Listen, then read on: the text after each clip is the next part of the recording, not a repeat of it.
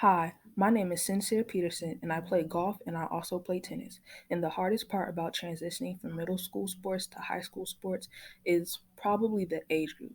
Because in middle school, you're playing 13, 14-year olds, people around your age. But when you go to high school, now you're playing 18-year olds, 17-year olds, 16-year olds. So the competition gets a little bit harder.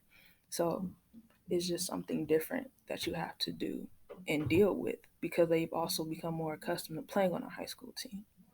And something that I wish that I would have known then that I know now is how hard you have to strive to maintain good grades while also playing sports because you have to pass four classes in order to continue to play your sport.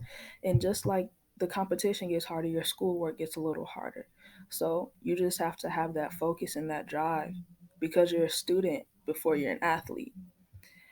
And the biggest difference between participating in a middle school sport and a high school sport is would have to be like the training and the practices because in middle school you didn't have to go to the weight room or do all these extra weekend practices for some sports or go to different facilities. But in high school, you train hard, you train fast because you do have to look at your competition, and your competition is a lot harder. And you want to beat these teams and beat these schools, and in order to do that, you have to train just a little bit extra. Like some sports have morning practices and then they have afternoon practices. It's just a lot of hard work and effort that goes into being a high school athlete.